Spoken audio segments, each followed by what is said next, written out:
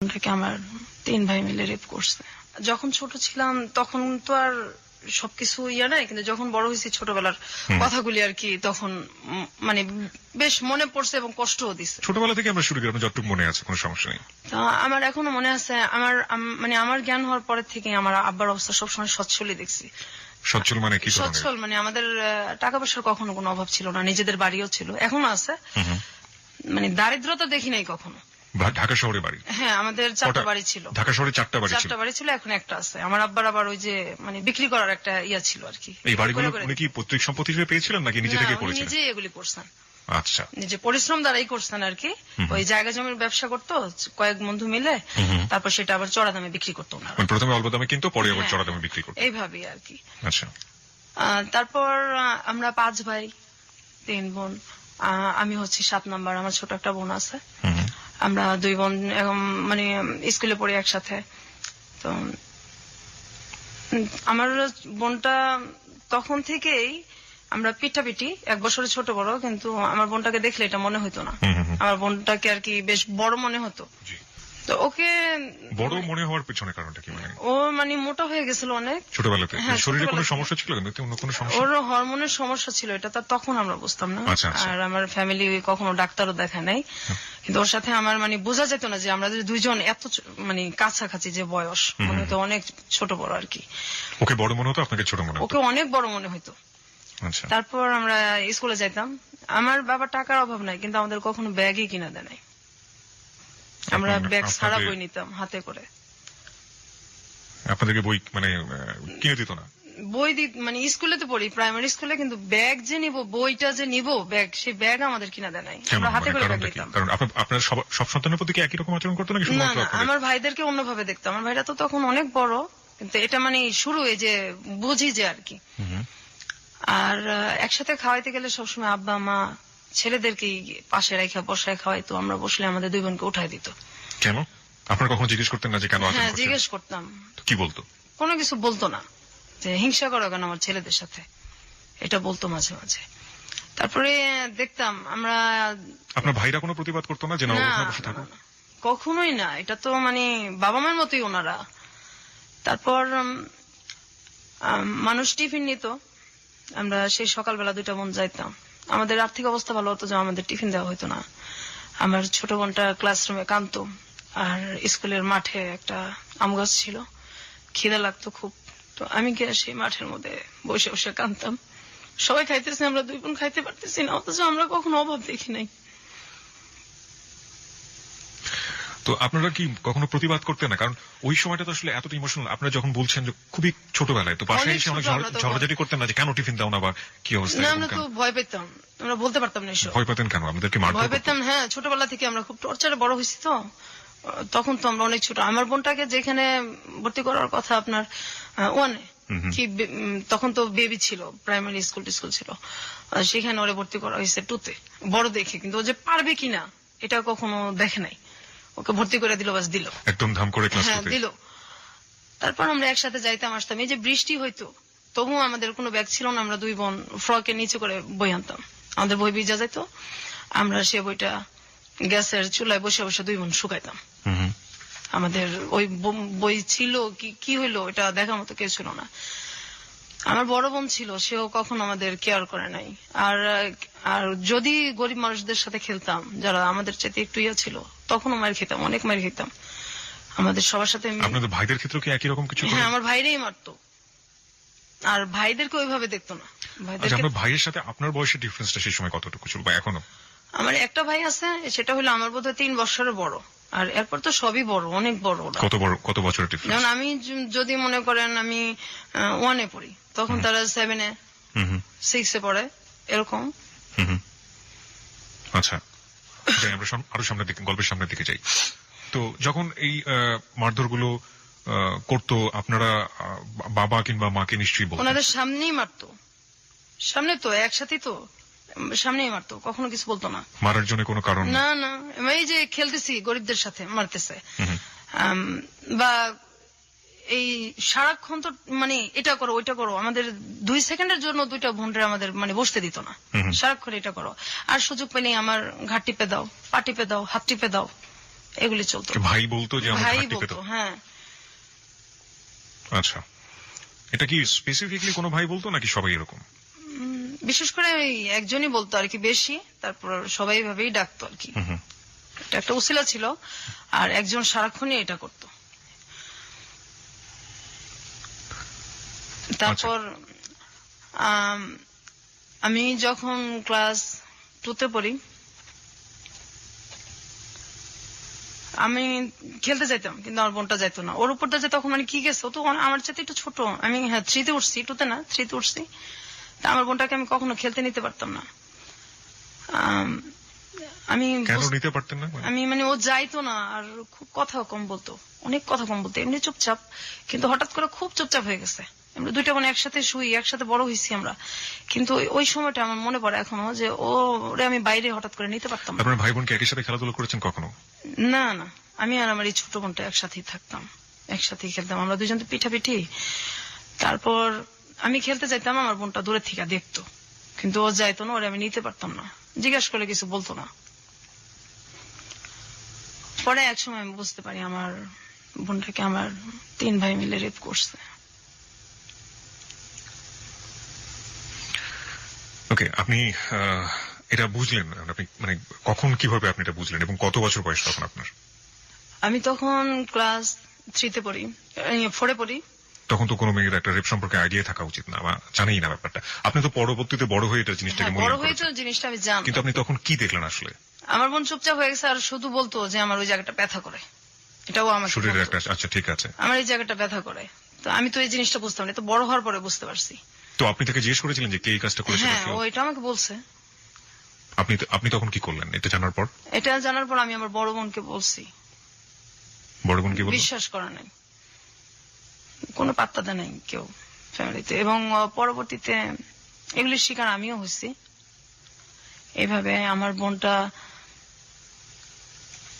যখন ওর 10 বছর, এর মধ্যে ও বেশ কয়েকবার রেপের শিকার হয়েছে আমার ভাইদের। এটা ও কি করতো এই ধরনের ঘটনা ঘটার পরে? আপনি আপনার পরিবারকে বলেননি, আপনি বড় বোনকে বলার পরে আপনি আপনার বাবা মাকে বলেননি? তখন তো আমিও ছোট, জিনিসগুলোতে আমি বড় হওয়ার পরে মানে বেশি বুঝতে পারছি। আমিও তো তখন ছোট। একবার আমি মানে আমার বাবা মাকে বলছি জিনিসটা, আমি নিজেও বুঝি না, যতটুকু বুঝছি আর কি। তো বলছে তোমাদের জন্য কি আমার ছেলে বের করে দেবো? আমার ছেলেদের সাথে হিংসা করো, এই জন্য এরকম কথা বলো, আজে বাজে কথা বানায় বলো। বিশ্বাস করতো না, আর কিন্তু তারা শুনতেই চেত না। আমাদেরকে তো পছন্দই করতো না, হয়তো কেন এমন করতো জানি না। আমার তো আপন বাবা মা, আর ভাই বোন তো সবাই আপন। ওই সময় আমাদের পাশে কেউই ছিল না। আমরা 2 বোন একসাথে বড় হয়েছি, অনেক কষ্ট করে বড় হয়েছি, পাশে কেউ ছিল না। তারপর আমার বোনটা এরকম হইতে হইতে কথা বন্ধ করে দিল আস্তে আস্তে। একদমই যখন কথা বন্ধ করে দিত তখন বন্ধই থাকতো কথা। কতদিন বন্ধ থাকতো? 2 মাস 3 মাস বন্ধ থাকতো কথা। অনেক মারলেও কথা বলতো না, কারোর সাথে কথা বলতো না, কারোর সাথে কথা বলতো না। আবার যখন বলতো তখন হয়তো কিছুদিন বলতো, এরপর আবার বন্ধ। তারপর ও হঠাৎ করে বিছনায় প্রস্রাব করতো। এটা ওর একদম আগে ছিল না, তারপর হঠাৎ করে এটা হয়েছে। ওর এই যে মানে ডাক্তার দেখানো দরকার, সেটা কেউ দেখাইতেছে না। তারপর ও চিল্লাচিল্লি করতো, খুব কষ্টে চিল্লাইতো, এগুলি বলতো। সেটার ওকে সাপোর্ট দেওয়ার মতো তো কেউ ছিল না, আর আমিও ছোট। তারপর ওই যে ভিজা কাঁথা, এগুলির ওইভাবে উল্টায় রাখতো, আবার ওইটার মধ্যে এসে শুতো। এত শীত। আপনার মা কি করতেন? আমার মা কখনো আমাদের কেয়ার করে নাই। আমরা যদি কষ্ট পাই বলতাম, আমার মা একটাই কথা, আমার ছেলেদের সাথে হিংসা করো, তোমাদেরকে কি ভালোবাসি না, ভালোবাসা কি বড় করতেছি না? এই ভালো, এরা কি ভালোবাসা? আপনি তো 2 নজরে দেখতেছেন, আমাদেরকে এত কষ্ট দেন, আমরা কোথায় যাবো? আমাদের তো কেউ নাই। আপনি আমার ভাইদেরকে একভাবে দেখেন, আমাদের 2টা বোনকে একভাবে দেখেন, কিন্তু আমার বড় বোনকে ওনারা এইভাবে বড় করে নাই। আমার বড় বোনকে ওনারা অনেক ভালোবাসা বড় করছে। আমাদের 2 বোনের বেলায় এরকম হয়েছে। তারপর আমার বোনটা যখন ক্লাস 5-এ পড়ে, 5-এ পড়ার পরে একদমই বিছানায়, প্যারালাইজ না, কিন্তু বিছানার মধ্যে গোসলও করতে পারে না, হাঁটতেও পারে না, নিজে হাতে খাইতেও পারে না। এখনো ওকে আমার বড় ভাবি খাওয়াই দেয়, গোসল করায় দেয়। আর তখন আমার বড় ভাবিটা তখন এরকম ছিল না, পরে আস্তে আস্তে মানে আমার মায়ের চেয়ে তো বেশি ভালোবাসে। আমরা মেন ট্রিটমেন্টে যায়নি যে সময়টা এরকম হলো? না, আপনার পরিবার ট্রিটমেন্টে যায়নি? না, কখনোই না। কোনো ধরনের ট্রিটমেন্ট করে না, কখনোই করে নাই। তো ও তো অসুস্থ হয়ে পড়লো 93 সালে। This track was downloaded from FusionBD.com. 93 সালে একদমই বিছানায় পড়ে গেল। তখন ওর বয়স কত? তখন ওর মনে হয় কত হবে, 93 ও ক্লাস 5-এ পড়ে। আচ্ছা, বয়সটা ওটাই কি ওর শেষ পড়া ছিল? পরের পড়াশোনা করতে না, হয়? এরপর তো একদম বিছনায়, আচ্ছা, একদম নিজে খাইতে পারে না, নিজে গোসল করতে পারে না, বিছানা থেকে ওরে ধইরা উঠাইতে হয়। কিন্তু ওর ভিতরে তো এই কষ্টগুলির কারণে ও আর কি এরকম হয়ে গেছে। তার মধ্যে ওর প্রচন্ড মোটা হয়ে গেছে। তো একবার ডাক্তার দেখানো হয়েছে, ডাক্তার বলছে ওর মানে ওর শরীরে হরমোন অনেক বেশি।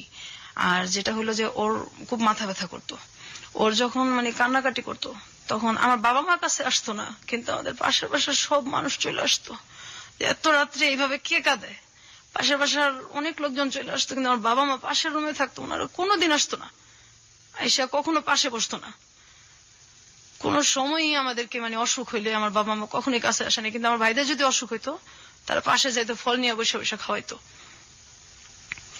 তারপর আমার বোনটা যখন একদম পড়ে যায় অসুস্থ অবস্থায়, তখন আমার এই ভাবি ওরে শুরু করে টানা আর কি। আমার ভাবিটা এমন দিন গেছে যে আমার মানে দুধ জাল দিচ্ছে, ছেলেদেরকে খাওয়াইতো, আমার মা বাবা খাইতো, কিন্তু আমাদের দুই বোনকে কখনোই দিত না।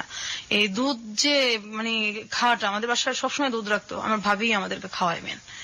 আমরা ভাবির কাছ থেকে এটা শিখি। আর মায়ের ভালোবাসাটা আমার বড় ভাবি দিছে আমাদেরকে। পরবর্তীতে আমার সেজ ভাবি আসছে, উনিও এখন আমাদের আদর করে।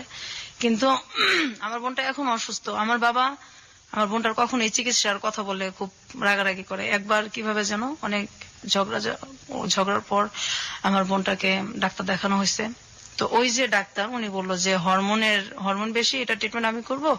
আর ওর সিটি স্ক্যান করা হয়েছে, ওর মাথায় কোনো সমস্যা নাই। ওর মেন হলো তোমার মানসিক ডাক্তার দেখাতে হবে। এটা দেখাইলে তারপর ধীরে ধীরে যদি ঠিক হয়, এর মধ্যে এছাড়া ওর কোনো আর ইয়া নাই। তো চিকিৎসাটা মনে হয় 2-3 বছর চলছে। তারপর আমার এক ভাই বলছে না, ওকে পাগল নাকি, ওর মানসিক ডাক্তার দেখানো লাগবে। তারপর এই কথা বলার পর ওর চিকিৎসা বন্ধ হয়ে গেছে। আমার আব্বা ওকে আর কোনোদিন ডাক্তার দেখা নাই।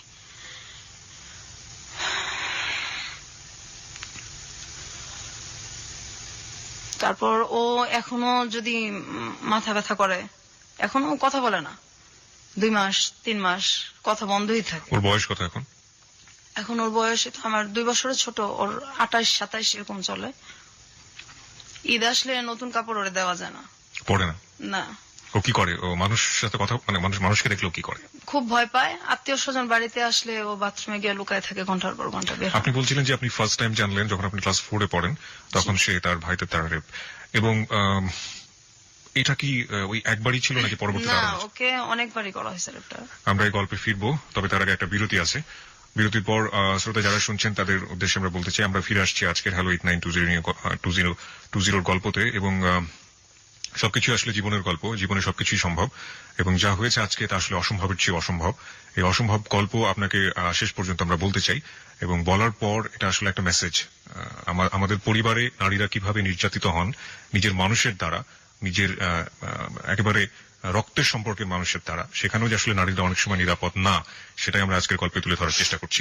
আমরা ফিরবো বিরতির পর, আশা করছি আমাদের সঙ্গেই থাকবেন। আরেকবার নাম্বারটি মনে করে দিতে চাই, 91156689115668। এটা হচ্ছে আমাদের নাম্বার, এখানে ফোন করতে পারেন আপনি। ফোন করার পর আপনি আপনার নাম এবং সেল নাম্বারটি বলবেন, তারপর আপনার যা বলার আছে আপনি বলবেন। এছাড়া ফেসবুকে আমাদের একটি পেজ রয়েছে, সেখানেও আপনি যোগ দিতে পারেন, আপনার অভিমত জানাতে পারেন। ফেসবুক পেজটি হচ্ছে facebook.com/hello8920। হ্যালো বানানে ডাব্লিউ নেই।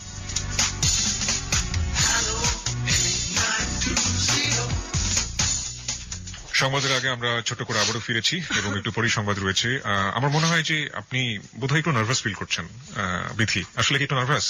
শরীরটাও আপনার তেমন একটা ভালো না, আপনি বোধহয় একটু নার্ভাস ফিল করছেন।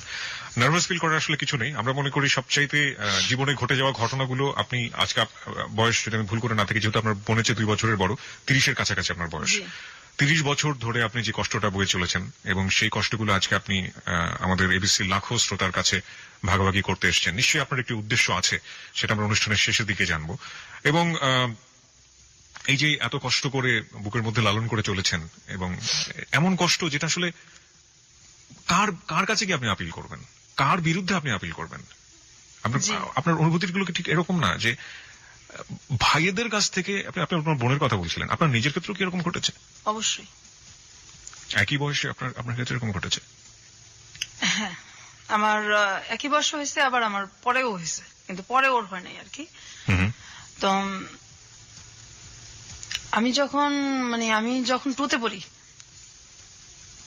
তখন আমার ভাই একটা আমাকে ডাক দিয়ে বলতেছে যে এই ঘরে আসো, ওই এক গ্লাস পানি দিয়ে যাও। আমি তো ছোটবেলা থেকেই খুব ভয় পাইতাম। কোন ভাই আপনার? এটা আমার সেজো ভাই, একজনই? একজন আর কি। তো ডাক দিতেছে, তো আমি গেছি পানি নিতে। তারপর এটা তো আসলে তখন বুঝি নাই, বড় হয়ে বুঝতে পারছি। তখন আপনি ক্লাস 2তে পড়েন? 2তে পড়ি। তারপর আমি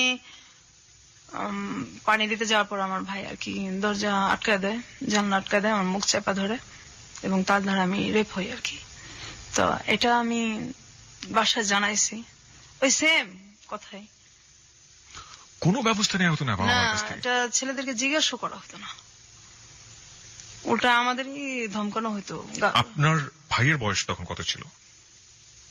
আমার ভাইটা একদম যদি কমও হয় 7-8 তো পড়ে। আচ্ছা, 7-6। মানসিকভাবে অসুস্থ ছিল কি আপনার না, ভাই? কখনোই না, ওরকম কোনো সিমটমই তাদের নাই। এমনি পাড়ার লোকজন, আপনারা যে পাড়ায় বসবাস করতেন, তারা আপনার ভাইদেরকে কিভাবে চিনতো, মানে কেমন মানুষ হিসেবে চিনতো? আসলে আমাদেরকে তো বাহিরে কম যাইতে দিত, খেলতেও কম দিত। আপনাদের দুই বোনকেই? হ্যাঁ, খেলতেও কম দিত, বাইরে যাইতে দিত কম। তারপর আমি যখন এরকম হয়েছি, হওয়ার পরে আমি কিছুদিন স্কুল যেতে পারি নাই। তো আমি খুব কান্নাকাটি করতেছি, মানে আমি কি বলবো, কাকে বলবো। তা আমি বাসা তো বলছি, এই কথা শুনছি, স্কুল যাইতে পারি নাই। এই যে যাই নাই, এর জন্য অনেক মারধর করা হয়েছে আমার। আমি স্কুল কেন যাই নাই, আমাদের যদি একটু খারাপ লাগতো আমরা স্কুল বন্ধ দিতে পারতাম না। তারপর আমার বোন যদি পড়তে না চাইতো, যে একদিন খারাপ লাগতেছে, পড়তে পারতেছে না, ওরে মানে ফ্ল্যাটের ওই মাথা থেকে একদম এই মাথা পর্যন্ত আমাদের মানে পড়ার ঘরটা চুলের টাইনা টাইনা তারপর হেঁচড়ে নিয়ে আসা হচ্ছে। কে করতো এটা? এটা আমার মেজবাই করতো, এটা আমাদের স্যারের সামনেই করতো। আচ্ছা, আমরা গল্পের বাকিগুলো শুনতে চাই সংবাদের পর। রাত 12টার সংবাদের পর আমরা আসলে এই গল্পের শাখা প্রশাখা সবগুলোই জানার চেষ্টা করবো। আশা করছি আমাদের সঙ্গেই থাকবেন, সংবাদ পর্যন্ত অপেক্ষা করুন, তারপরে গল্পের মূল জায়গাগুলোতে আমরা যাব। হ্যালো 8920, আপনি শুনছেন এবিসি রেডিও FM 90.2। আশা করছি সাথেই থাকবেন।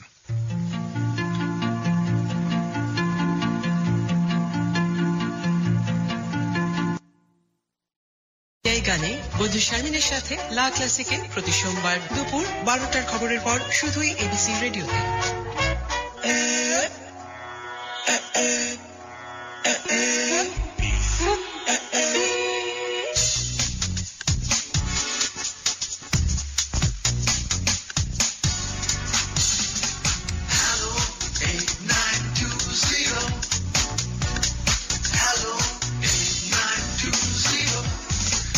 আরো একবার স্বাগত হ্যালো 8920-তে। সংবাদের পর আমরা ফিরে এসেছি আমাদের অতিথি নিয়ে। আজকে আমাদের সঙ্গে আছেন বিথি। বিথি তার ছদ্মনাম বলবো আমরা আসলে গল্পের প্রয়োজনে ব্যবহার করছি, তিনি তার নিজের নামটাকে গোপন করেছেন।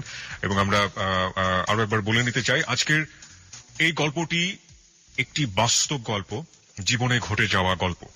এবং আমরা মনে করি যে কোনো সেটা সমস্যাই থেকে যায় যদি সেটা গোপন রাখা হয়। এবং আসলে আমি বিথিকে শেষের দিকে জানতে চাইবো যে আসলে 30 বছর ধরে যে দুঃখটা আপনি গোপন করে রেখেছেন, সেটা আপনি কেন আজকে আমাদের সাথে শেয়ার করতে আসলেন? এবং শেয়ার করলে যেটা সমাধান হয়ে যাবে ঠিক তা না, তারপরেও তিনি আমাদের কাছে এসেছেন, কারণ আমরা বিশ্বাস করি হ্যালো 8920 হচ্ছে মন খুলে কথা বলার প্ল্যাটফর্ম। জীবনের যে কোনো গল্প সেখানে বলা যেতে পারে।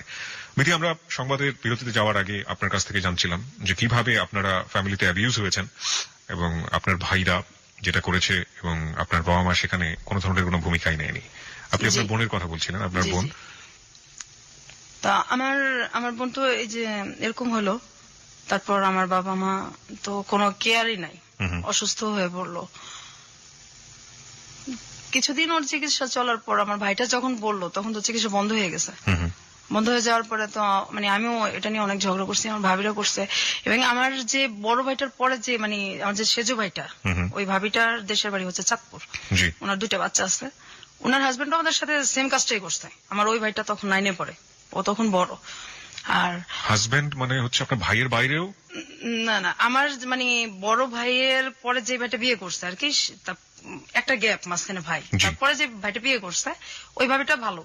ওই ভাবিটার হাজবেন্ড যেরকম করছে সেই ভাবিটাও জানে। আচ্ছা আচ্ছা। উনি আমাদেরকে বেশ সাপোর্টও দিছে। উনি ওনার হাজবেন্ডকে কখনো জিজ্ঞেস করেছেন আপনার জানা মতে যে তুমি এই ধরনের কাজ কেন করেছো? না, এটা বলতে সাহস পায় না, খুব ভয় পায় ভাবি। ওনারা কি মারধর করেন বউদেরকে? না, ওরকম তো কখনো দেখি নাই। আর এমনি খুব ভালোবাসে, ভাবির সাথে কখনো খুব একটা লাগালাগি হয় না, বাচ্চাদের নিয়েই হয় আর কি। আচ্ছা। মাঝে মাঝে ওর নিজের বাচ্চার সাথে, দুইটা ছেলে যে আছে, ওই আমাদের সাথে যেরকম মানে টর্চারটা করতো, যে হাসি খুশি থাকাটা বোধহয় দেখতেই পারে না। কি ধরনের টর্চার করতো? গায়ে হাত তো তুলতো, এছাড়া কি ধরনের হ্যাঁ, টর্চার করতো? তো আমার ধরেন আমি ওই যে স্কুলে যাব ছোটবেলা, আমি আমার বোনের ইয়েটা আগে শেষ করি। জি। আমার বোনটা তো অসুস্থ হয়ে গেল, তারপর চিকিৎসা বন্ধ, ওর মাথা ব্যথার জন্য আশেপাশের মানুষ চলে আসতো, বাবা মা তো কখনোই আসতোই না। আর আমার ভাইরা ওর চিকিৎসা বন্ধ, যে ও কি পাগল নাকি, ওর তুমি মানসিক ডাক্তার দেখাবা, আর মোটা হয়ে গেছে, ডাক্তার বলছে হরমোনের ট্রিটমেন্ট করলে এটা ঠিক হয়ে যাবে, না হয় এটা ওর অনেক সমস্যা হবে। আমার বাবা বলছে এগুলি কোনো কিছু নাই, মোটার জন্যই সমস্যা সব। এবং আমার ভাইরাও এটাই কথা। আর আমাদের সংসারটা তাই হয় যে আমার ভাইরা বলে আর কি, আমাদের কোনো ভ্যালু নাই, আমরা দুই বোন কোনো ব্যাপারে কোনো মন্তব্য দিতে পারি না, আর আমাদের যেভাবে চালাবে ওইভাবেই। আমার বাবা টাকা নাই, কিন্তু আমার দুই বোনের যে কাপড় চোপড় গায়ের এটা কখনো মানে দিত না, কাপড়েও আমাদের খুব কষ্ট দিত। আর আমাদের কোথাও যে চিড়াখানা বা বাচ্চাদের যে ঘোরার যে জায়গাগুলি, ঈদ আসতো বা এমনিতে, আমাদের কোথাও কেউ নিয়ে যায় নাই কোনোদিন, আমার আব্বাও না। আমরা এগুলি ছোটবেলা দেখি নাই চোখে, কখনোই না, ঢাকা থেকে এগুলি আমরা কখনোই দেখি নাই। তারপর কাপড় চোপড় যদি কোথাও যাইতে হতো, আমার এখনো মনে আছে, আমরা একটা জায়গায় যাব, তো আমাদের কোনো কাপড় নেই, আমাদের পাশের বাসার একটা মেয়ের কাছে গিয়ে আমার জামা চায় নিয়ে আসতে হয়েছে। অথচ আমার আব্বার কিন্তু টাকা আছে, কিন্তু কাপড় চোপড় এত কষ্ট দিত যে মানুষের কাছে গিয়ে আমাদের টাকা চায়, কাপড় চায় নিয়ে আসতে হইতো। অসুখ হলে ডাক্তারও দেখাতো না। আমাদের ছোটবেলা টাইফয়েড হয়েছে, পরে ডেঙ্গু জ্বরও হয়েছে, আমার ডাক্তার আমার আব্বা দেখেন, আমার গলার চেন বিক্রি করে আমার চিকিৎসা করা লাগছে। আমার ছোট বোনেরও সেম অবস্থায়, ওর মাঝে মাঝে পা ফুলে যায়, একদম পা ফুলে, গাল টাল ফুলে যায়, খুব কান্নাকাটি করে। আমার আব্বার কোনো খারাপই লাগে না। আর আমার আব্বার কিন্তু একটু বাইরের মহিলাদের প্রতিও আছে, দুর্বলতা আছে, আসা যাওয়াও আছে। আমরা যখন খুব ছোট, আমার মা আর আব্বা দুজনেই কিন্তু মানে মরিদ হয়েছিল, আমাদের বাসায় গান হইতো, পীরের মরিদ গান বাজনা হইতো, আমরা এটা পছন্দ করতাম না। তখন খুব আমার মা মানে কোনো কিছু নিয়ে যদি রিয়াক্ট করতাম, খুব গালাগালি করতো, আব্বাও সেম, আর ভাইরা তো আছেই। আমাদের বাসায় অনেক লোকজন আসা যাওয়া করতো, এটা আমরা কখনোই পছন্দ করতাম না।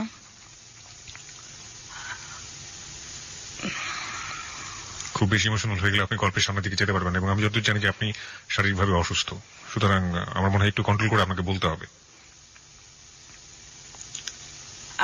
আমি আর আমার ছোট বোন, আমার বোনটা যখন 6-এ পড়ার বয়স, ও তো 5-এ পড়া আর যেতে পারলো না, একদম অফ। এর মাঝে তো আমি আগেই বলছি যে আমি ওর রেপ হয়েছি। তারপর আমি যখন, আমার বোনটা অসুস্থ শুয়ে আছে, আমার মাকে আর কি একটা ছেলে ধর্মের মা ডাকে, তো উনি আমাদের বাসায় আসে অনেক রাত্রে। আমাদের বাড়িটা ছিল অর্ধেক দোতলা অর্ধেক একতলা। আমি আর আমার বোনটা যে রুমে শুইতাম, তার পাশে আমার আব্বা আমার রুম ছিল, তারপরে ছিল বাথরুমটা। তো ওই লোকটা রাত্রে মানে আসে আমাদের বাসায়, আসার পরে আমার আব্বা আর মা আমার ভাইদের সাথে ওরা শুইতে না দিয়ে, আমাদের কিন্তু জায়গা আছে, ড্রয়িং রুমও আছে, আমাদের রুমে পাঠাই দিছে আমাদের সাথে শোয়ার জন্য। তো আমি উঠে গিয়া বলছি যে আমাদের এত জায়গা আছে, উনি আমাদের সাথে কেন শোবে? তখন বলছে ওখানে শুলে সমস্যা কি, তোমার ভাই না? ভাই বলে কিছু না, ভাই শব্দ তো ঘৃণা করি ছোটবেলা থেকেই, ভাই নামটাই ঘৃণা করি আমরা, ভাই আবার কি, ভাই বলে কিছু নাই। তারপর ওই লোকরা আমাদের সাথে শোবে, পড়ে আমরা কি করবো, আমরা দুই বোন সারা রাত একসাথে না ঘুমায় বসে আছি, আর ওই লোকটা আমাদের বিছানার মধ্যে শুয়ে আছে।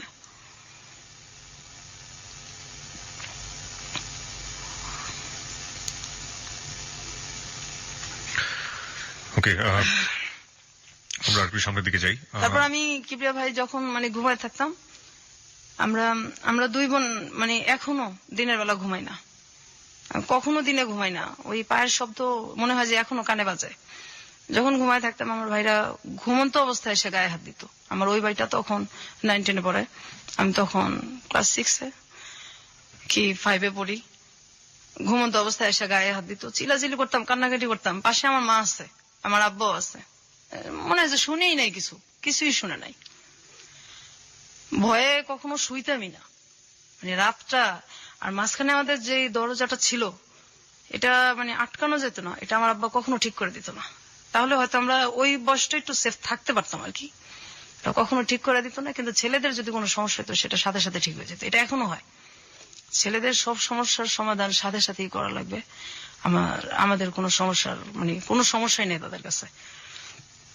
ঈদ আসলে আমার আব্বা মা আমার ভাইদেরকে ডাক দিয়া তাদের পাশে বসে খাওয়ায় না। আমরা যদি দুই বোন পাশে গিয়ে বসি, আমাদের উঠায় দেয়, তুমি ওঠো, ও এখানে বসবো, এখানে বসবো। আমার ভাইদের কথা বলে, কিন্তু আমাদেরকে বসতে দেয় না। আমাদেরকে তখন কষ্ট হয় না?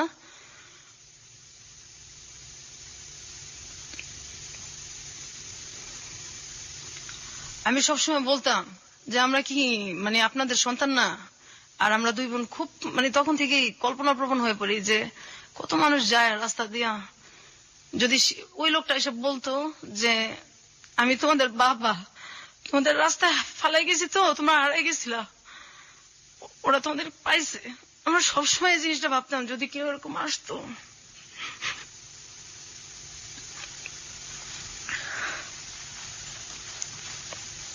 আমি যখন ক্লাস 5-এ পড়ি, আমি স্কুল থেকে আসলাম, আমার তখন রেজাল্ট বের হয়েছে। আমি বাসায় এসে দেখি আমার যে বড় ভাইটা, আমার বড় ভাইটার বয়স তখন সম্ভবত 30-35-এর কাছাকাছি। আমি তখন ক্লাস 5-এ পরীক্ষা দিয়ে আসলাম, ফাইনাল রেজাল্ট নিয়ে আসছি বাসায়।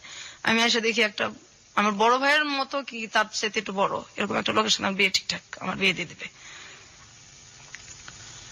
মানে আমি তো খুব কান্নাকাটি করতেছি, আমার ছোট বোন, আমরা অনেক কান্নাকাটি করতেছি। আমার দুইটা মামাতো ভাই, ওরা বলতেছে এটা কেমন কথা, এত বয়স্ক লোকের সাথে আর ও পড়ে, কিসের অভাবটা কি যে ওরা বিয়ে দিয়ে দিবে।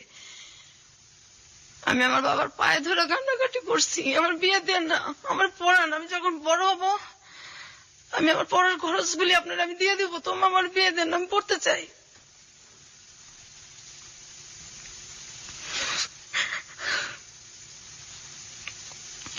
আমার ছোট বোনরা বলতো আমার তো চিকিৎসা করেন না, ওরে পড়ান, ওরে দেখেন। আমার ভাবিরাও বলতো, আমার বড় ভাবিটাও বলতো। আমার আব্বা মা কারো কথা শুনতো না। তারপর ওই বিয়েটা আমার মামাতো ভাই, আমি, আমার ছোট বোন, আমরা মিলা এটারে মানে ওই লোকটাকে বাড়ি থেকে তাড়াই আর কি, অনেক অপমান করে যতটুকু ওই বয়সে কুলাইছে। আর এই জন্য আমার যে ভাইটা বেশি টর্চার আমাদেরকে করছে, ওই ভাইটা আমাদেরকে অনেক মারছে ওদিন রাত্রে। আমরা আমি স্কুলেও 4-5 দিন যাইতে পারি নাই, আমার এত জ্বর আসছে। কেন আমি এটা কেন করলাম?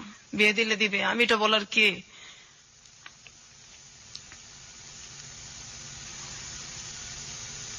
তারপর আমার ছোট বোনটার জন্য খুব খারাপ লাগতো, ওর কাপড় চোপড় তো কখনো পড়তে চেত না, আর তখন থেকে আত্মহত্যার খুব চেষ্টা করতো। আমি গাছ লাগানোর খুব শখ ছিল আমার, ওই এন্ডিল গ্রাম থেকে নিয়ে আসছি, ধান খেতে দেয়, সেটাও মুখে নিছি যে মরে যাবো। এই আপনার বোন আত্মহত্যার চেষ্টা করেছে, এটা আপনি কিভাবে জানলেন? হ্যাঁ, একদিন ওই ইঁদুরের বিষ আনা হয়েছে আমাদের বাসায়, তো সেটা পাওয়া যাইতেছে না। তারপর ওর ড্রয়ারে গিয়ে আমরা ওইটা দেখছি, আর পরে দেখছি যে ও বিছনার মধ্যে একদম কেমন করতেছে, মানে খাওয়ারও বেশ একটা চেষ্টাই করছে, খাইতে পারে না, ওইটা আমরা ফালাই দিছি। আরেকদিন ফ্যানের সাথে চেষ্টা করতেছে, দরজা আটকায় ওনা টোনা বাইন্ধে ফেলছে। তারপর দরজা জোরে আমার বড় ভাবি, ভাস্তি সবাই মিলে আর কি ভাঙ্গা হয়েছে। তারপর আত্মহত্যা করতে পারে না সেদিন, এখন ওই চেষ্টাটার মধ্যে আছে। ওকে এখন পুরোপুরি মানসিক রোগী? একদম মানসিক রোগী। ও মানুষ দেখলে ভয় পায়। কি করে মানুষ দেখলে? এই যে বাথরুমে ঢুকে যায়, তারপর এত গরম, এই গরমের মধ্যে কাঁথা মোড়া দিয়ে শুয়ে থাকে।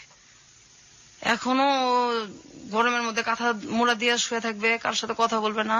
ঈদ আসলে তো জামা সে পরবেই না, নতুন কাপড় সে পরবে না। তারপর ঘরের যে একটা আসবাবপত্র চেঞ্জ, এটা সে সহ্য করতে পারে না। আর ভাইদের সামনে যায় কখনো? কিসের?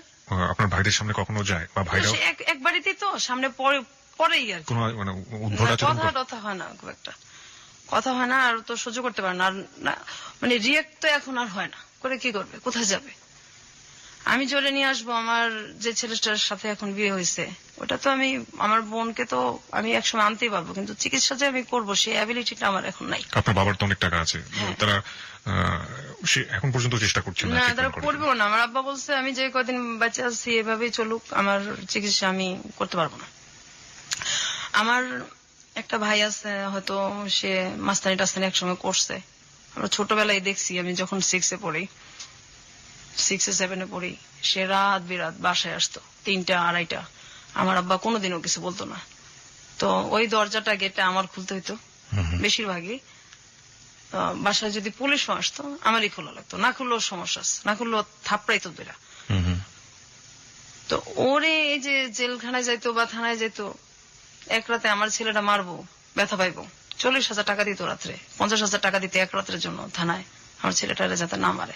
তো ছেলের জন্য এত কষ্ট লাগতেছে, একদিন থানায় থাকবে, মেয়েদের জন্য কষ্ট লাগে না। তারপর আবার ছোট নিয়ে আসতো লাখ লাখ টাকা দিয়া, অথচ আমার বোনটার চিকিৎসা হয়ে যায় এই টাকা দিয়া। করবে না? কষ্ট লাগে না? মায়া লাগে না? কি করবে?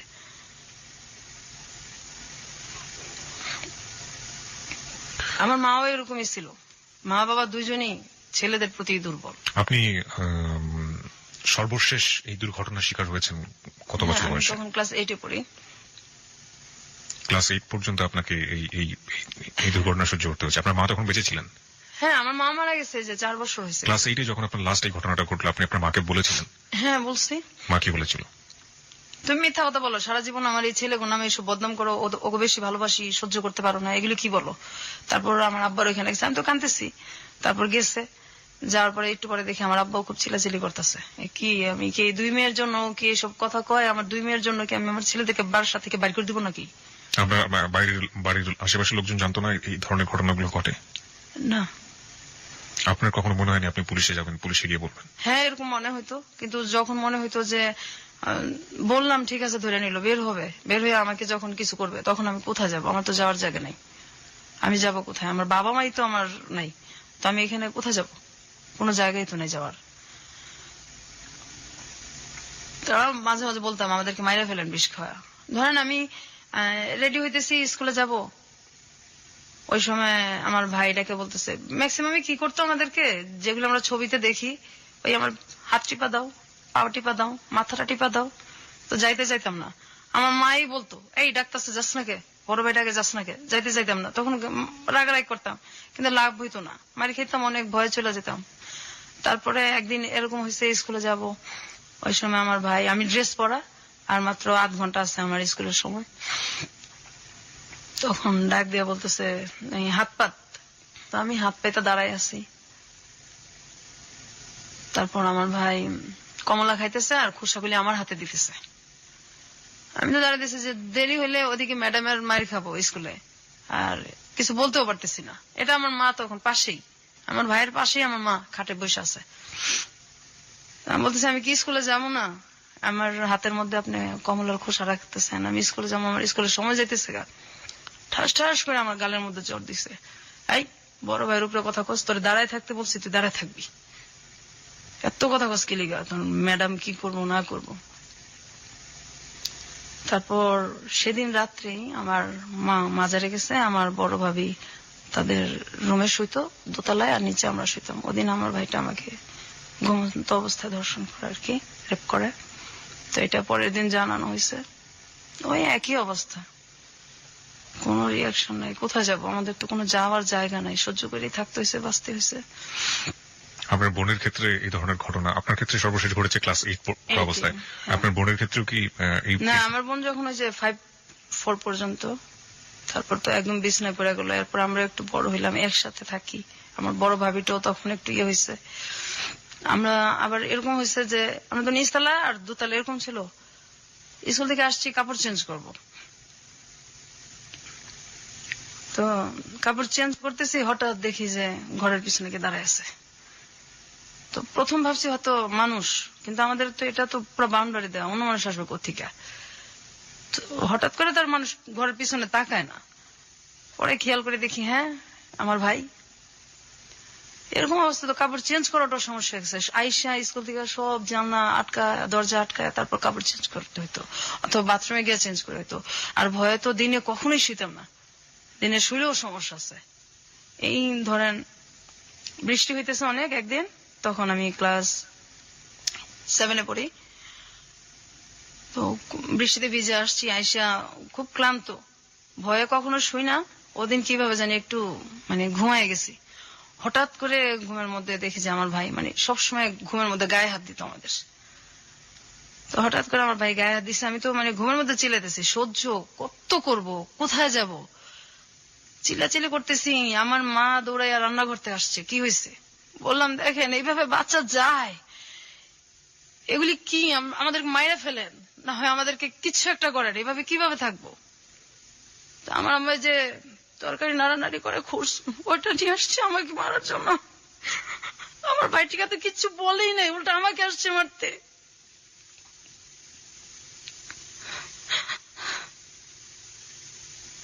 This track was downloaded from FusionBD.com.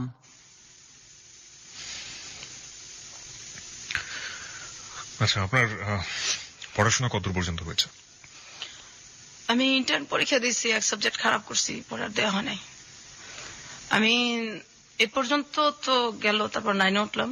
9-এ ওঠার পরে আমার ওই সময় থেকে আমার আব্বা পড়ার খুব কষ্ট দিত, বই দিত না, বই দিলে খাতা দিত না। তারপর অনেকদিন ঘুরাইতো, ম্যাডাম স্যারদেরও মার খেতাম, হইতো না। আর স্যার আমি যখন ক্লাস 6-এ উঠছি তখন পর্যন্তই আমার স্যার, এরপর আর আমাদের স্যার রাখে নাই।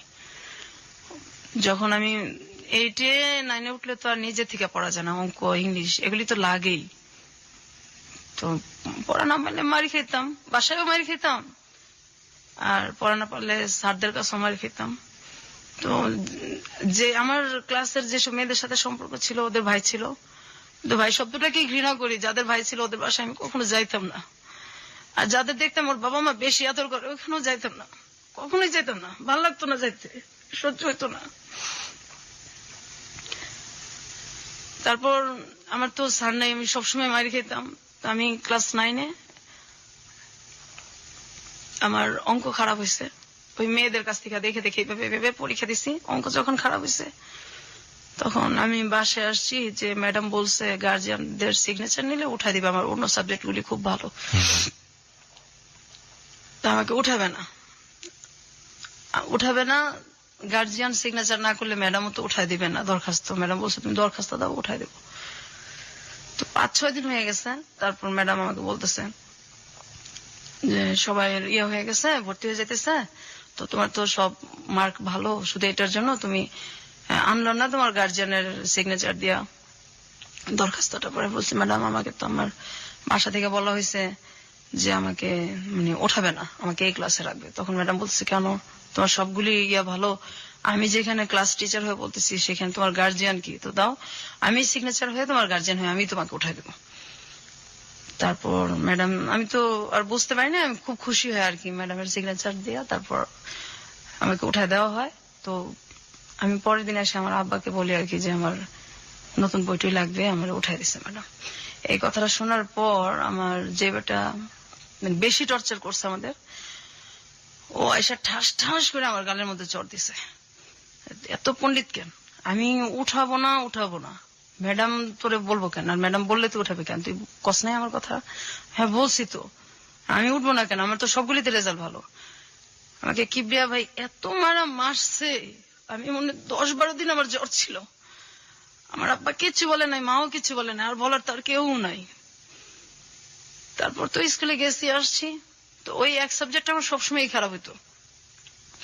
আমি যখন পরীক্ষা দিব তখন 99 সাল, আমার সাথে সবাই পরীক্ষা দিতেছে, আমাকে দেওয়া হবে না পরীক্ষা, যে এটার পরীক্ষা দেওয়াবো না, এটা 1 বছর ঠিকই রাখবো, এটা পরীক্ষা দেওয়াবো না। আমি অনেক কান্নাকাটি করছি, পরীক্ষা দেওয়াবো না। তখন 2000 সালে আমার যেটা বড়, ও বলতেছে না পরীক্ষা না দেওয়ালে কিভাবে হইব, সবাই দিতেছে। ও বলতেছে যে এখন তো সময় নাই, ওটা মানে রেজিস্ট্রেশন হয়ে গেছে। তো ও আমার দেখেন যেভাবেই হোক আমি পরীক্ষা দিব, আমি পড়বো। তারপর আমার তো ম্যাট্রিকের সব বই আছে, আমি পড়তেছি। হঠাৎ করে যখন ওই রেজিস্ট্রেশন মানে আমার করতে হবে, তখন আমি গেছি, যাওয়ার পর আমি গিয়া দেখি যে এটা একটা মাদ্রাসা। কারণ আমি তো আরবি কিছু পারি না, তা আমি বলছি আপনি ঠিক করলেন এসএসসি, আর এখানে তো দেখি আমি মাদ্রাসা, এখন আমি কিভাবে পরীক্ষা দেবো? না এইভাবেই দিতে হবে, আমি এইভাবে কিভাবে দিব, আমি তো ফেলই করবো, আমি এগুলি কিছুই পারি না, আমি কিভাবে দিব। তারপরেও আমি যে যদি না দেই আমাকে তার দেওয়া হবে না, আমি সাহস করে আমি পরীক্ষা দিচ্ছি। তো কিভাবে দিচ্ছি, আমি যেখান থেকে পরীক্ষা দিচ্ছি মুন্সিগঞ্জ থেকে, ওইখানে আমি আর্থিক অবস্থা দেখছি যে সবকিছু যারা আসছে এদের মধ্যে আমার মানে মোটামুটি আমি সচ্ছল আর কি সবচেয়ে। তো সবার এরকম অবস্থা ছিল যে আমি সবচেয়ে গরিব, কারণ আমার আব্বা তো কাপড় চোপড় দিত না আমাদের। তা আমার 2-3টা জামা নিয়ে গেছিলাম আর 1 জোড়া শুধু জুতা নিয়ে গেছিলাম। তো সেই জুতাটা ছিঁড়া যায় আর এটা আমি ঠিক করতে পারি না। তা আমার একটা ভাই একদিন যেটা আমাকে পরীক্ষাটা দেওয়াইলো, ওরা আমি বলছি আপনার কাছে টাকা আছে, আমার 1 জোড়া স্যান্ডেল কিনা দেন না, তুমি পরীক্ষা দেওয়ার সমস্যা হবে। তখন আমার 3টা পরীক্ষা হয়েছে। হচ্ছে না, এইভাবেই দিতে হবে, এই সিরাটা পরে পরে ল্যাংড়া ল্যাংড়া যাবি পরীক্ষা দিতে, আমি টাকা দিতে পারবো না। আব্বা আমার কাছে টাকা দিচ্ছে, এগুলি আমার, এগুলি তোর স্যান্ডেল কিনা দেওয়ার জন্য দেয় নাই। এখন আমি কি করবো, আমার তো স্যান্ডেল নাই। আমি স্যান্ডেল রাইখা আমি খালি পেয়ে গেছি পরীক্ষা দিতে। ম্যাজিস্ট্রেট আমাকে বলতেছে যে তুমি খালি পেয়ে আসছো কেন, যে ফকির সেও তো স্যান্ডেল পরে আসে, পরীক্ষা দিতে আসছো, ভদ্রতা জানো না। পরে বলছি যে স্যার আমি তো মানে আমার স্যান্ডেল তো ছিঁড়ে গেছে, এর জন্য তো আমি স্যান্ডেল পরে আসতে পারিনি। ওই পরীক্ষাটা আমি দিছি, পরের দিনও আমি সেম ভাবেই গেছি। তখন ম্যাজিস্ট্রেট আমার সাথে খুব খারাপ ব্যবহার করছে, যে এটা কি তুমি স্যান্ডেল পরে আসবে না, পরীক্ষা দিতে আসছো, এটা কোনো কথা হইলো? আমি খুব কান্নাকাটি করছি। তারপর আমি অন্য মানুষের কাছে চাইয়া, তারপর মানুষের কাছ থেকে স্যান্ডেল চাইয়া নিয়ে আমি পরীক্ষা দিছি। আমার ওইখানে জামার অনেক কষ্ট করছে আমি, আমার বাসা থেকে কেউ যায় নাই, আর আমি একা অজানা অচেনা একটা গ্রামে, আমি একদম একা, কাউরে আমি চিনি না, শুধু পরীক্ষা দিয়ে যে বাসাটা থাকা এদের সাথে পরিচয় যে হয়েছে, আর কাউরে চিনি না, কিছু চিনি না আমি। তো আমার বাসা থেকে কেউ যায় না বিধায় গার্জিয়ান না গেলে তো কোথাও কারো ভ্যালুই থাকে না।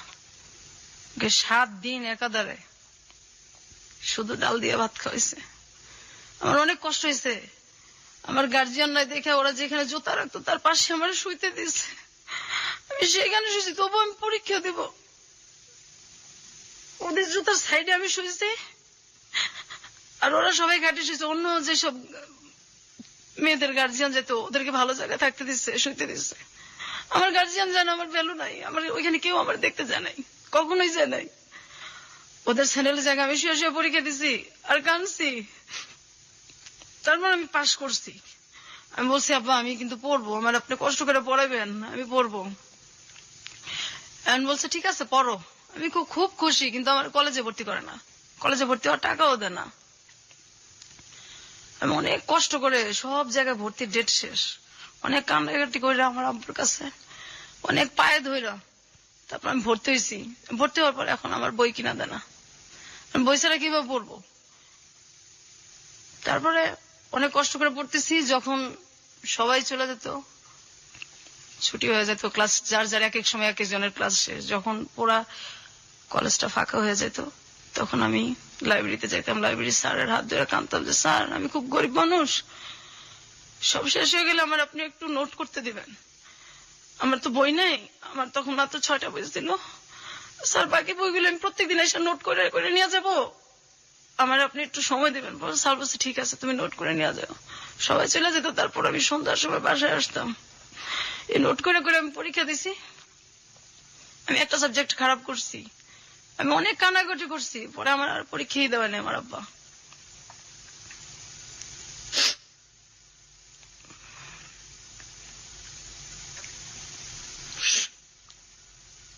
পৃথিবীতে সবচেয়ে মধুর সম্পর্কগুলো হচ্ছে প্রথমত রক্তের সম্পর্ক, কারণ বাবা ভাই মা এই সম্পর্কগুলো আসলে এই সম্পর্কই, এই সম্পর্কের ক্ষেত্রে কোনো কিছু চিন্তা করে না। কিন্তু আজকে যে ঘটনাটা আমরা শুনছি,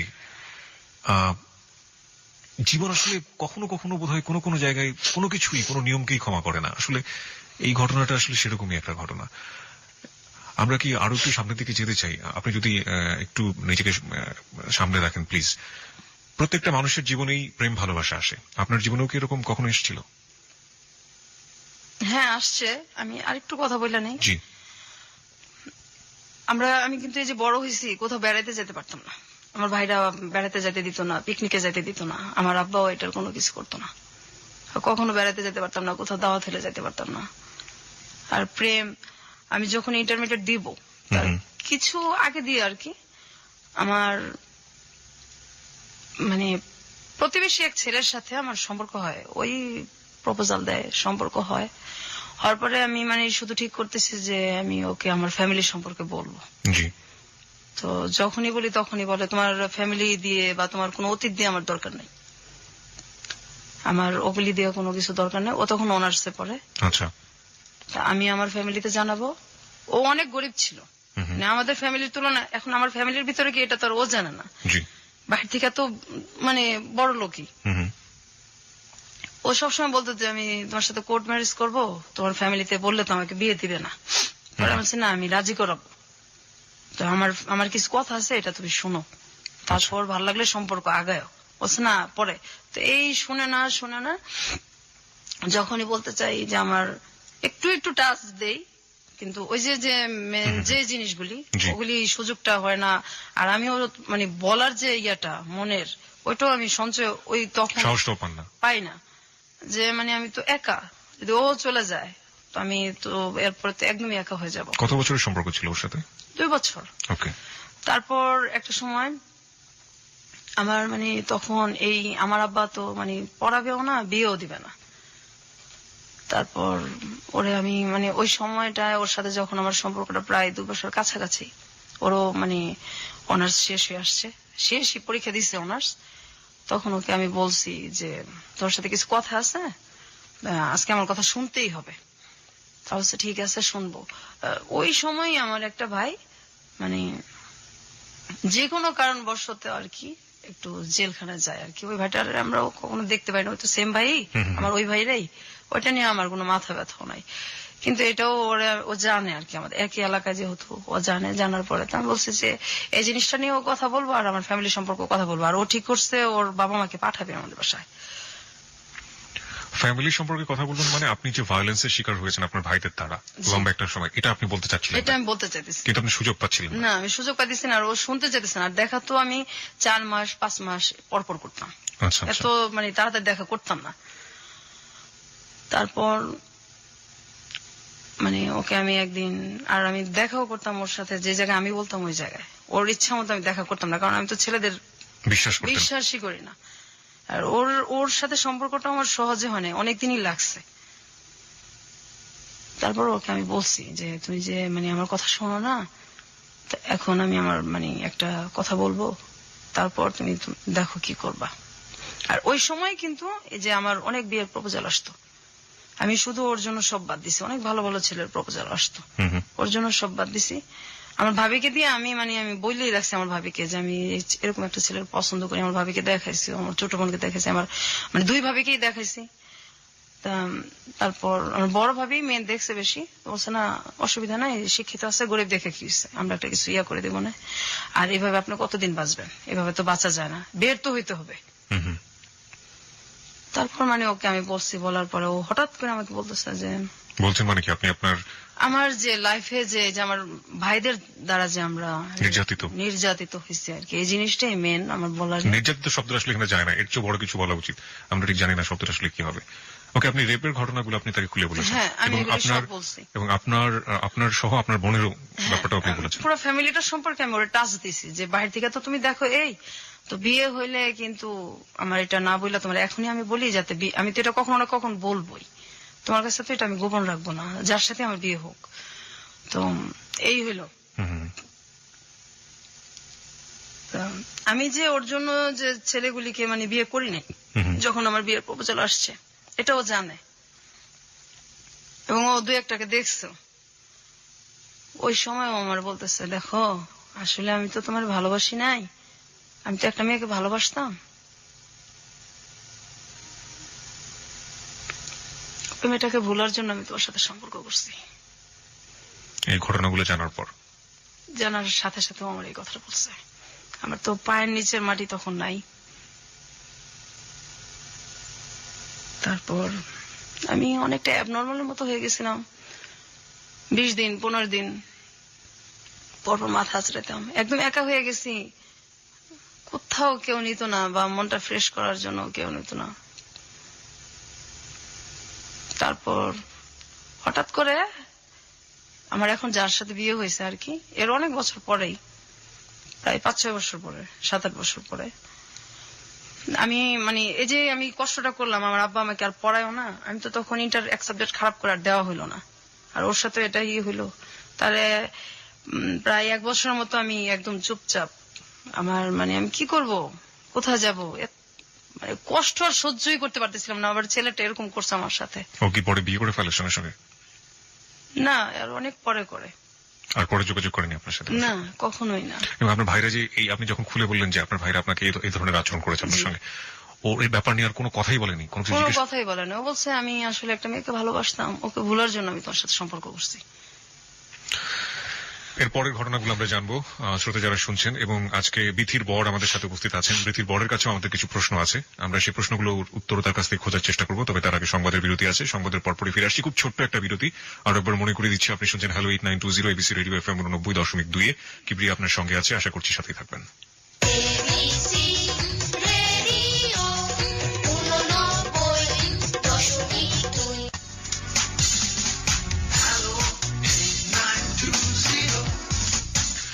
হ্যালো 8920 তে আরো একবার স্বাগত। 1:04 হচ্ছে সময়। কিবরিয়া আপনার সঙ্গে আছে, আর আপনি শুনছেন আপনার প্রিয় স্টেশন এবিসি রেডিও FM 89.2।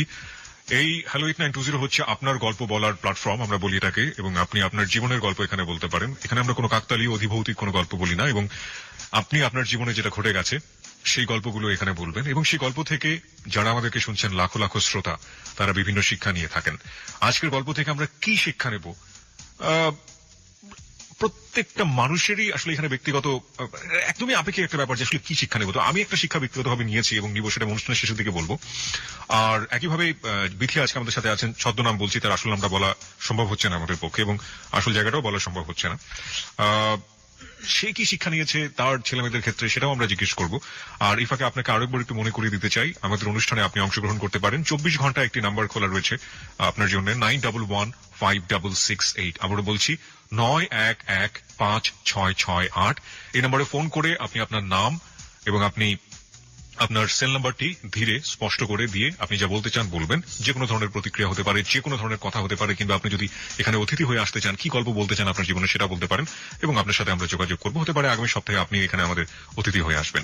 এছাড়া ফেসবুকে আমাদের অতিথিদের সাথে যোগাযোগ করতে, অতিথিদের যে কোনো ধরনের সাহায্য করতে, অতিথি প্রোগ্রাম সম্পর্কে অনুভূতি জানাতে, যে কোনো মন্তব্য করতে, আপনি ফেসবুকে একটি পেজ রয়েছে হ্যালো 8920, সেটাতে আপনি যোগ দিতে পারেন।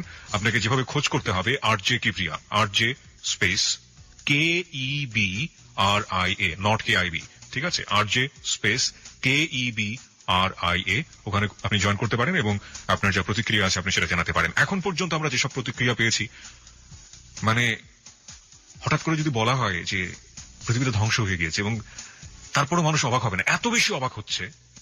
এবং আমিও ঠিক এতটাই অবাক হয়েছিলাম যখন আমি বিথিকে ফোন করেছিলাম, বলেছিলাম যে আপনি আসলে কি বলতে চেয়েছিলেন, আপনি একটু বলেন। আমি স্পিচলেস, যেটাকে বলে, আসলে বাকরুদ্ধ হয়ে গিয়েছিলাম। আমরা ঘটনার এখনো শেষের দিকে না, আমরা একটু সামনের দিকে এগোতে চাই। বিথি, সেই ছেলেটা তো আপনার জীবন থেকে চলে গেল, তার 4-5 বছর পরে আপনি বিয়ে করলেন। জি। যাকে বিয়ে করলেন সে আমাদের সাথে রয়েছে এই মুহূর্তে, আপনার বর। এটাও কি আপনার লাভ ম্যারেজ ছিল? না, এই বিয়েটা হলো কিভাবে? বিয়েটা হলো যে আমি আমাদের মানে ও হচ্ছে আমার দুঃসম্পর্কের আর কি এক আত্মীয়র ছেলে, এক দুঃসম্পর্কের এক খালার ছেলে আর কি। তো আমরা যখন ওদের সাথে আমাদের কোনো সম্পর্কই নাই, আচ্ছা। যেন খুব ছোট 5-6 পড়ি, তখন সম্ভবত ওদের বাড়িতে আর কি, সম্ভবত না একবার গেছি আমি আর আমার মানে বড় ভাইয়ের মেয়ে। তখন আমার বড় ভাই তো খুব ছোটবেলা বিয়ে করে ফেলছিল, ওটা বলা হয় নাই। তো ওর মেয়েটা আর আমাদের কিন্তু মানে বয়সের বেশি পার্থক্য না। আচ্ছা। তবে যাই হোক, ওই ভাস্তিটা আর আমার ভাস্তিটা তখন খুব ছোট, মানে ওর কোলেই নেই এরকম আর কি। ওরা নিয়ে গেছি, যাওয়ার পর তো ওই সময় ও সম্ভবত 9-এ পড়ে, 9-এ কি 8-এ পড়ে। ওই সময় গেছি, যার পর এই আর কখনো যাওয়া আসা না, ওরাও কখনো আসে নাই, আমরাও কখনো যাই নাই। তো ও নাকি ওই সময় দেখে আমাকে ভাল লাগছে, ওই 9-এ পড়া অবস্থায় আর কি, ওইটা সে মনে রাখছে আর কি। তো এর মধ্যে হয় কি, আমি মানে আমাদের গ্রামে যাই একদিন বেড়াতে, যাওয়ার পর আমার যে মানে চাচাতো মামা, ওটা সম্পর্কে ওরও মামা হয়। তো ওই মামা আমাকে আর কি বলতেছে যে তোমাকে মুখ আর কি আত্মীয়র ওই মানে ওর পরিচয়টা দিচ্ছে। আমি তো চিনি না, কারণ আমি ছোটবেলা একবার গেছি। তো আমাকে খুঁজে কেন, সে কি জানি এমনি জিজ্ঞাসা করলো, আমার মাথায় তার কিছু আসে নাই, কারণ আমি তো তার চিনিই না, ছোটবেলা একবার দেখছি, ওটা তার মনেই নাই। তারপর হঠাৎ করে একদিন আর কি উনি ফোন দেয় আমারে, যে আপনার নাম কি? হ্যাঁ আমার নাম এই। ওর আমার নাম বলার পরে আমি চিনতে পারি যে আপনার সাথে আমার কিছু কথা আছে। যে বলেন। না আমি তো কথা আসলে ফোনে বলবো না, আপনার সাথে আমি দেখা করবো। আসলে আমি দেখতে এত খারাপ, আপনি আমার সম্পর্কে ভাই হন তো এমনি থাক না, কারণ আমি তো আপন ভাইদের ঘৃণা করি, আর কিসের খালাতো ভাই কিসের কি ভাই শব্দই আমার কাছে নাই, তো আপনি আমার সাথে কেন দেখা করবেন?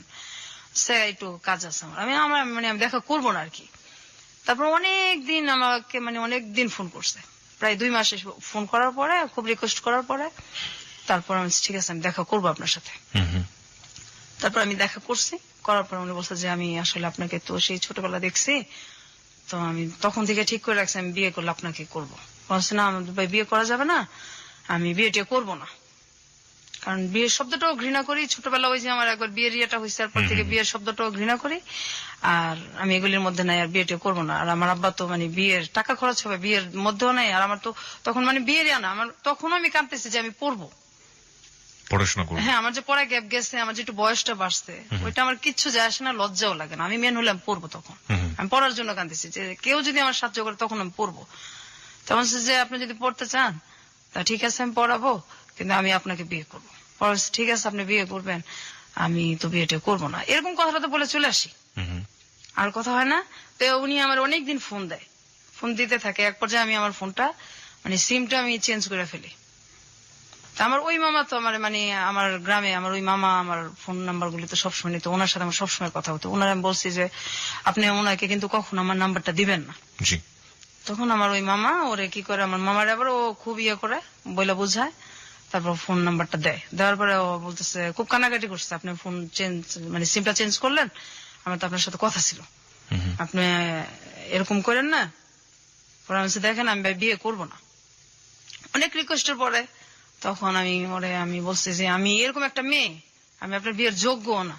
তো বলছে আমি আপনার যোগ্য না, কারণ আমাদের দিক থেকে আর্থিক অবস্থায় ওরা মোটামুটি একটু কম আর কি, আর আমি যে ধরনের ছেলে পছন্দ করি আপনি সেটার মধ্যেও পারেন না, আমি বিয়ে করবো না। আমি বিয়ে যদি করি আমার যেমন পছন্দ এমন করবো না, আমি করবো না।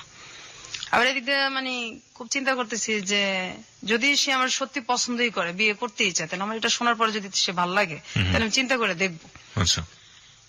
কারণ আমিও এইভাবে আর বাঁচতে পারতেছিলাম না, আমার আর এইভাবে বাঁচা সম্ভব না। আমি এর মাঝে একবার এন্ডিল 2 বার মুখে নিয়ে আমি ফালাই দিছি, একবার ছোটবেলা আবার বড় হইয়া আত্মহত্যা করতে গিয়েছিলেন। তারপর আমি মাঝখানে আমি কিন্তু নেশাও করতাম, এটাও আমার বলা হয় নাই। আচ্ছা, কি নিতেন আপনি? আমি ফেন্সিডিল খাইতাম, আমার এক বান্ধবীর সাথে প্যাথেডিনও নিতাম। প্যাথেডিন পেতেন কোথায়? আমার ওই বান্ধবী নিয়ে আসতো। এগুলো নিতেন কেন? ভাল লাগতো না, বাসায় ভাল লাগতো না থাকতে।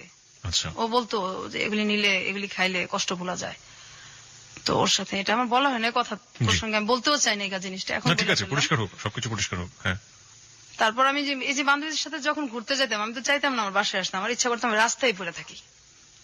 আমার বাসাটা আমার দোজকের চাইতেও খারাপ লাগতো, রাস্তায় পড়ে থাকি, আমার বাসায় ভালো লাগতো না। তো এই জিনিসগুলি আমি ওনার সব বলছি ফোনেই, এবং আপনি এই রেপের কাহিনী সব বলছি ওনাকে। আমি আমার কিচ্ছু বাকি রাখি না, আমার ফ্যামিলির, আমার যে একটা প্রেম করছি সব বলছি। বলার পরে উনি হাসছে, বিশ্বাস করে নাই, বুঝছে না এগুলি কি তুমি আমাকে বিয়ে করতে চাও না সেজন্য এগুলো হ্যাঁ বলছো। তুমি আসলে রাজি না তো এর জন্য এরকম করো, তোমার এগুলি কিছু আমার যায় আসে না, আমি তোমার বিয়ে করবো। বলছি না এগুলি সব সত্যি।